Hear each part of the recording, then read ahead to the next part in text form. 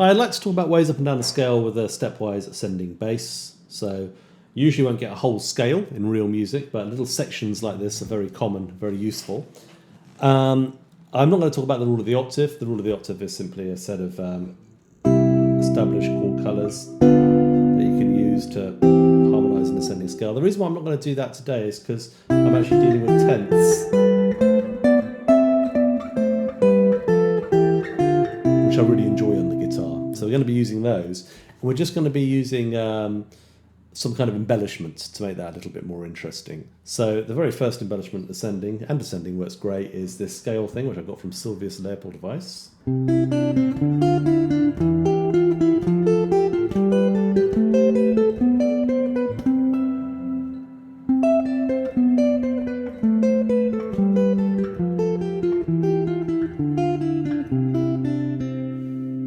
And this doesn't actually, you might think of it as being like an arpeggiation of this, but actually it isn't. So you don't get this parallel octave thing going on. It's only two voices. And so, because that goes to a tenth in the next bit, that's absolutely acceptable. A very similar sort of idea spiritually I got from Bach, which is going...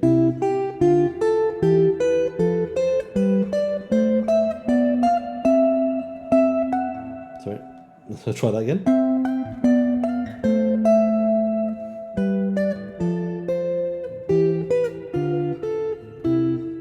Now, fingering it in a slightly odd way, you could go...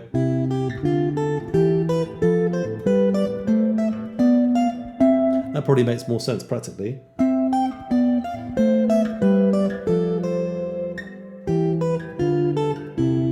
But I just want to sort of ensure that it's not heard as being a chord going up like this. Problem with that is that that has a very obvious parallel fifth in it. Whereas this can actually be heard more as being this. Contrary motion for those little moves between the melody and the bass. So it's not actually heard like that in the 18th century context. However, I think that's stronger going up than coming down. So you might think that the coming down, it sounds more like a consecutive. Your mileage might vary on that. Whole scales are also possible. Great thing about whole scale is it goes, runs down from third to third. 1 and 2 and 3 and 4, and at least it does in 4/4. 1 and 2 and 3 and 4 and 1 and 2 and 3 and 4 and 1 and 2 and 3 and 4 and 1 and 2 and 3 and 4 and 1 and 2 and 3 and 4 and some of these fingerings are a bit tricky. 1 and 2 and 3 and 4 and I like that. So you can come do this descending as well.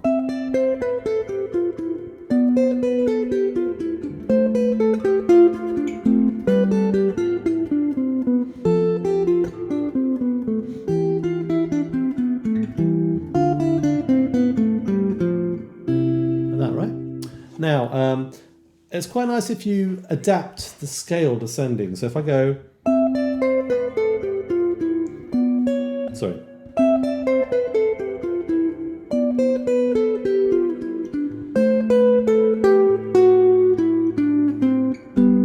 That gives me a nice little half cadence into the dominant, as we call it today, into the 4. It's 5, sorry. Or just like a little move into G major before carrying on. So we're going to move down to the 4th degree now, and down to F. In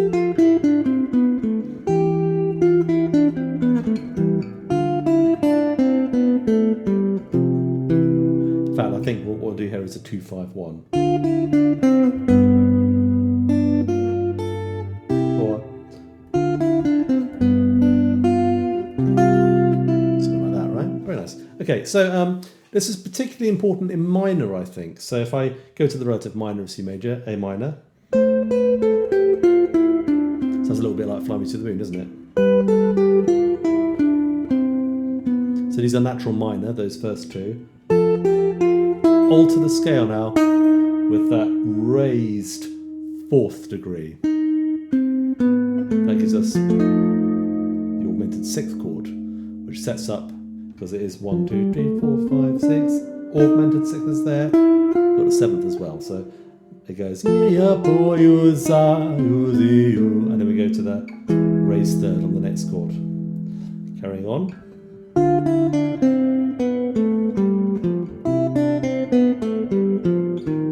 Sorry.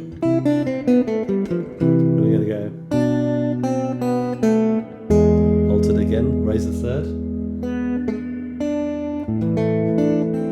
Let's go through that.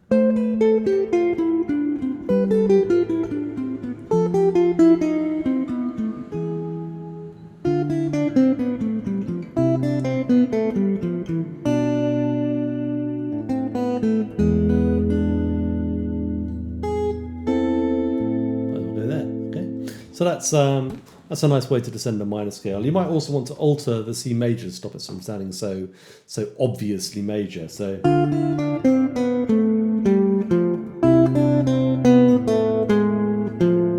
in that case, I think I probably wouldn't have that jump there. So what I've done there is raise the fifth. And that also sounds a bit wrong to me. So do that, come back up. So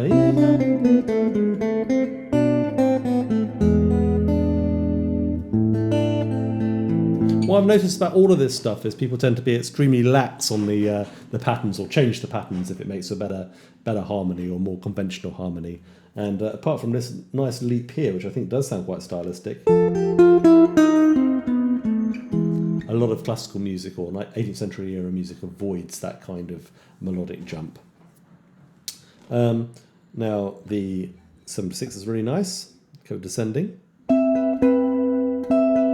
So let's start on a move to a 6th chord there. 7 going down to 6. These are all what we call shell voicings in the jazz world.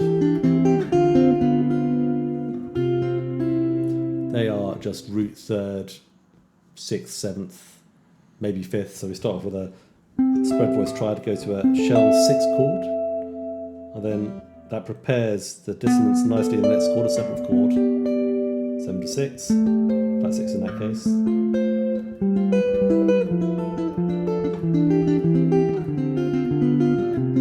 If we go up, we can do that as well, but it's quite nice to put in an octave before we move to each chord, just to prepare that 7th. So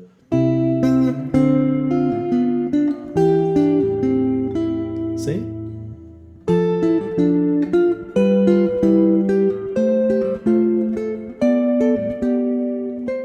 Sorry.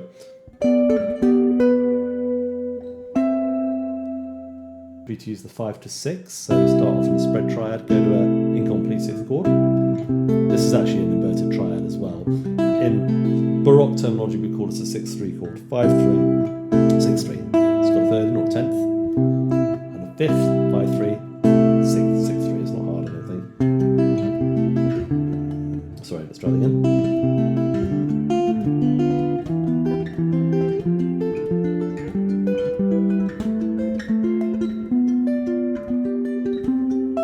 Diatonic again.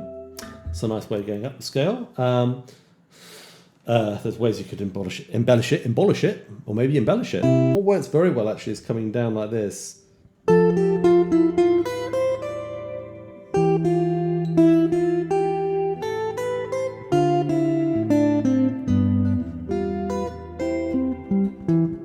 That's just coming down from the 4th. Try and do the whole scale. Haven't been able to do it yet, but sorry.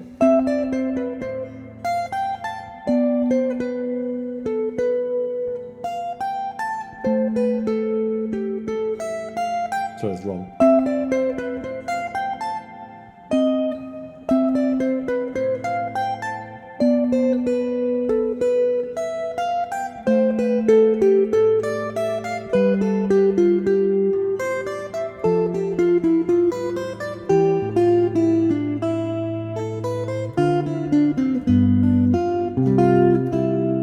For instance, another nice way to come down a scale is to use that was a 7/6 to 7/6, by the way, that I was doing there.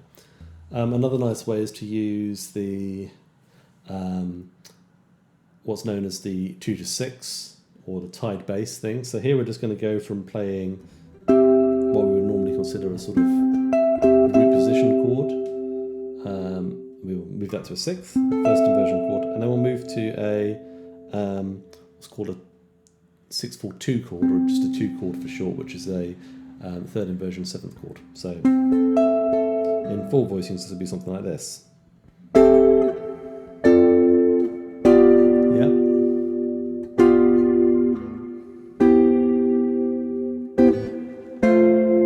Which is certainly nice.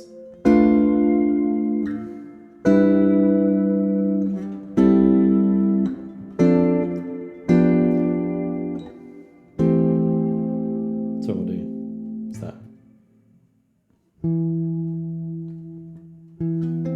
It's that, sorry.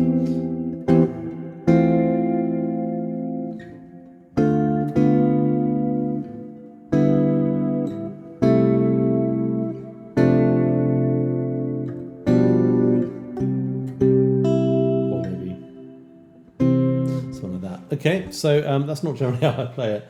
I tend to break it up a bit more into 3 voices, so then I end up with something like this. We get the, so how Fender Rowley presents it in his book. So we get the third and the sixth on top, or you can put them here. We're going to do it like this for now. Second,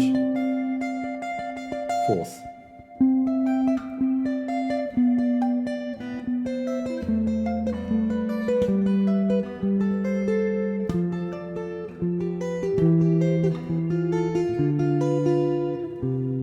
So I'll probably again use a cadence there. So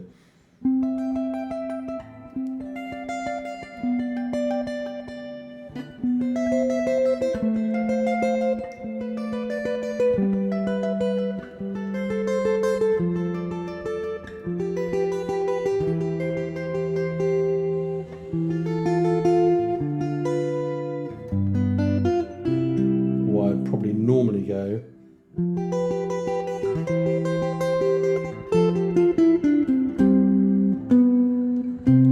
Probably go into a cadence from the 3, but it's nice to run the whole thing, obviously. And then yeah, that's it really. And all of these can be embellished with little melodies. The 7 to 6 can go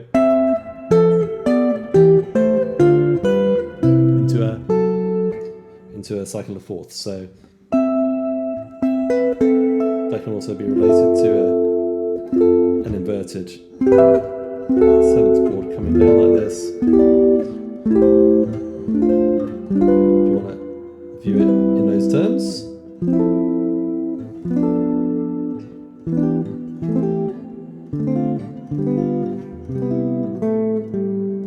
Yeah, and that's also a thing, but you know, you can just use those.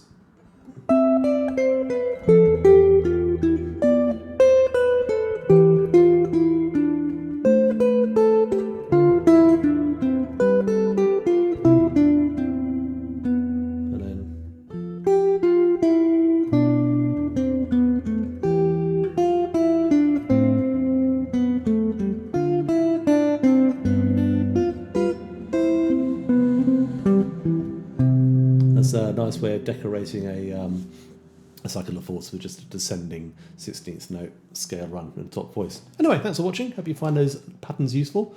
Obviously transpose to different keys and have fun.